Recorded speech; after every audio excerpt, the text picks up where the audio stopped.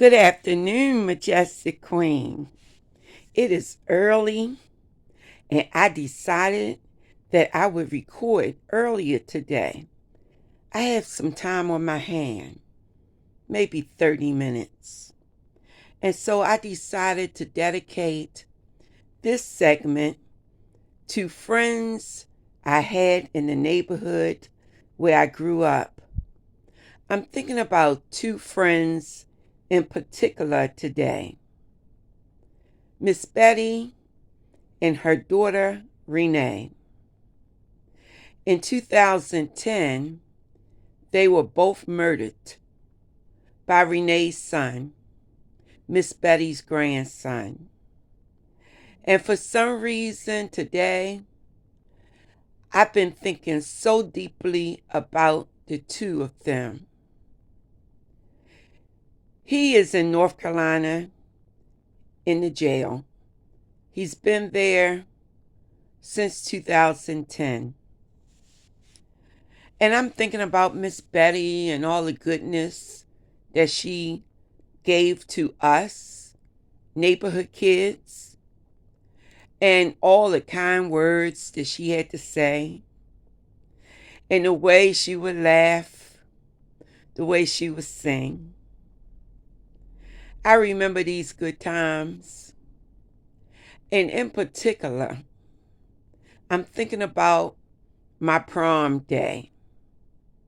Miss Betty and my mother made the prom dress. Women were sewers back then, and they taught us how to sew also. So yes, I can sew to a certain degree because of my mother and Miss Betty. But Miss Betty went on to make my wedding dress.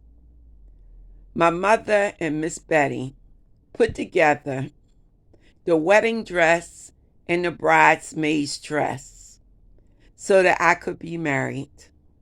So she played a significant role in my life. This segment is dedicated to Miss Betty because surely she was the person who taught us how to have good moral character. That's the topic for today. Build character each and every day. Abraham Lincoln said, character is like a tree and reputation like its shadow. The shadow is what we think of, and the tree is the real thing. And so here are 10 ways that you can begin to build character, because it will take you a long way.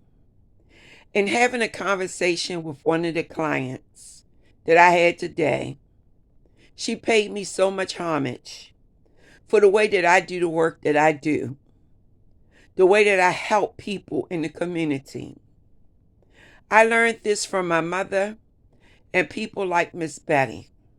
So I want to teach it to you because there's so many things that I see going on around us that represents immoral character.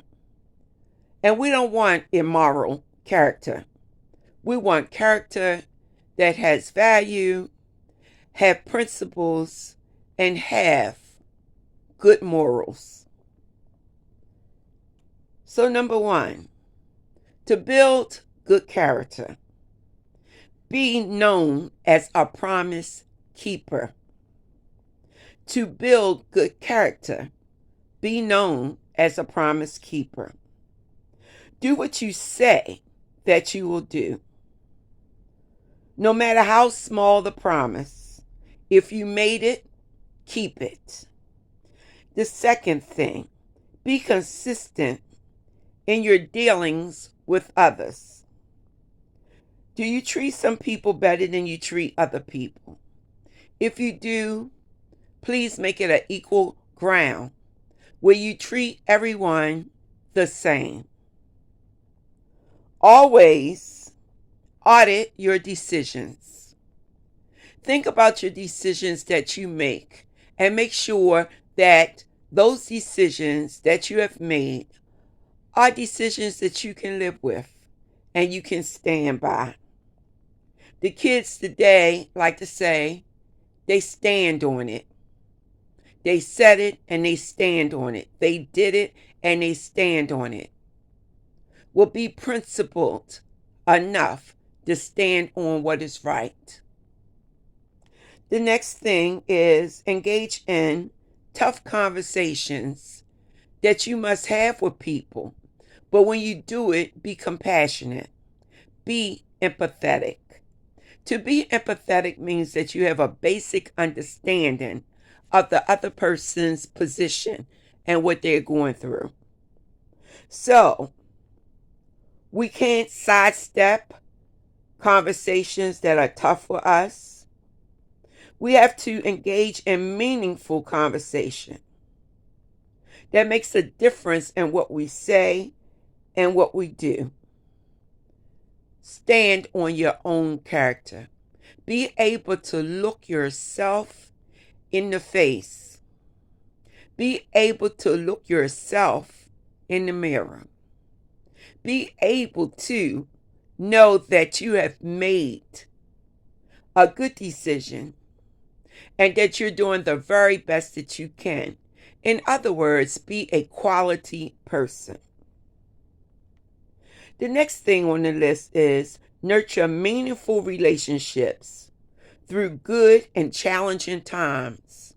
See, it's okay when everything is going well that you are a good friend to the next person. But what about when things are not going quite as well as you think that they should?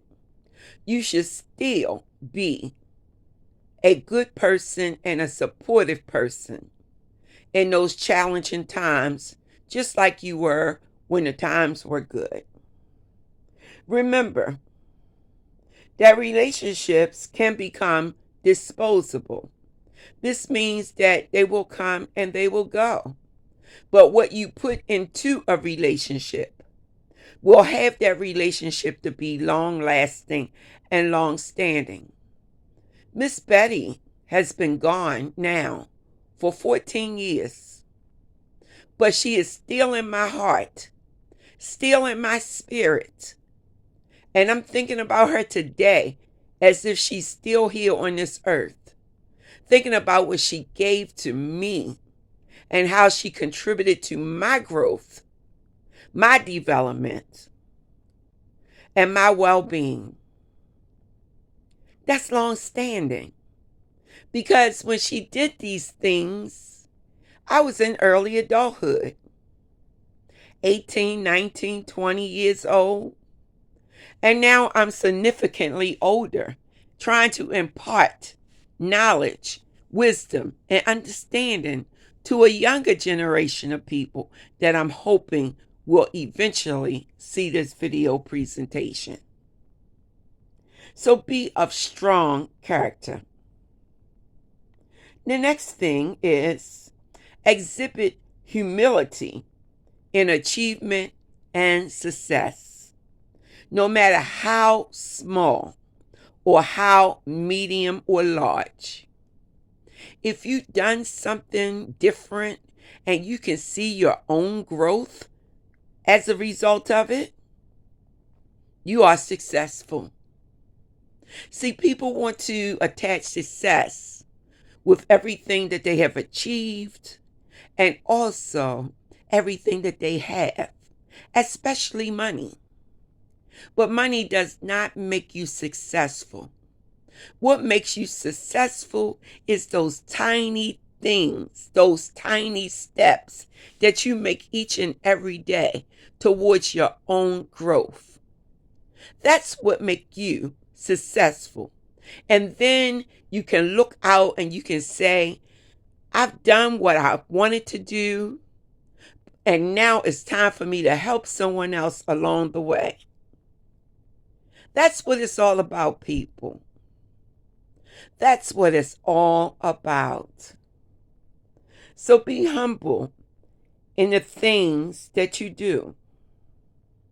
Be humble in all that you say and all that you do. Humility is not permission to be run over. So that means you run over no person to get to where you want to be in life. You take a back seat. You be quiet. You do the things that you need to do. These are the things that God will recognize. Not when you're boastful, not when you're arrogant. God is not paying attention to that. Trust me. He is paying attention to the meek and the mild. The Bible tells us that. So be humble in everything that you do. Humility is knowing we are stronger together than apart. Humility is giving all we have and doing it again. Be nice when everything tempts you not to be nice. That's a big one. We all struggle with that because the moment things aren't going our way, the moment someone says something that's insulting and demeaning to us, we want to pop off. And that's why we have so much inappropriate behavior in our society today, because we want to pop off. No, that's not what we must do. What we must do is to not engage in the negativity. It's not doing us any good to do so. Instead, look, listen, acknowledge what you've heard, and then decide if you want that type of person in your environment, in your inner circle of supportive people. Ask yourself, does she belong? Does he belong? And make a decision. And that decision you make may need you to handle the person with a long handled spoon. That means I'm going to love you from a distance, and you will not be a part of my inner circle on a daily basis, not even a weekly basis, not even a monthly basis. I will see you annually. I just made that up. I will see you annually.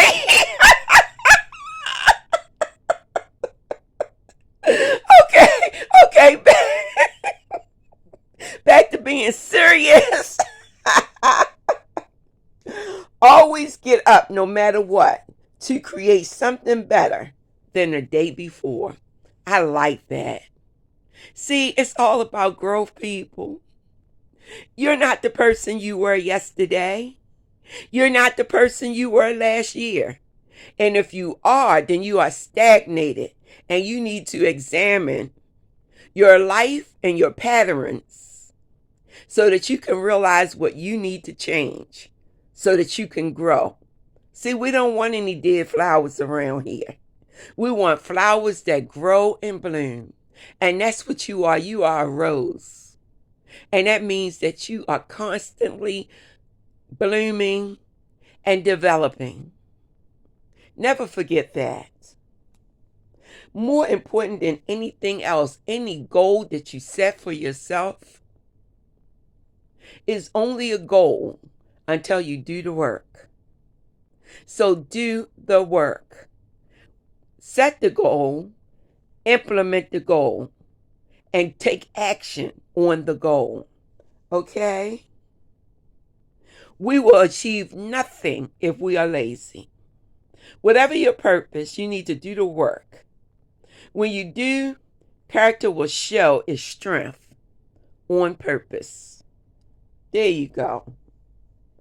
And our final point for this communication is: no task is too small and no person is too ordinary or extraordinary to extend a hand to help. See, that's what Miss Betty did for me. She extended a hand to help. When I needed a prom gown, Miss Betty and my mother were whipping up our prom gown. See, I was invited to the prom, and I was invited in less than 2 days. So they had less than 2 days to make me beautiful. And my God, they did. They lent a helping hand. When I decided I would be married, I went back to my mother and I said, Miss Betty, I need a gown. And they made a gown. It's in my heart. It's in my memory. Because they lent a helping hand. And I am holding back the tears as I think of the memory. And all I can hope and wish for is that someone on this earth can say that I learned my lesson well and that I too have lent a helping hand to someone. With this being said, I want to thank you for your time. You didn't have to spend time with me today, but you did. And I truly appreciate it. Love always, Dr. O.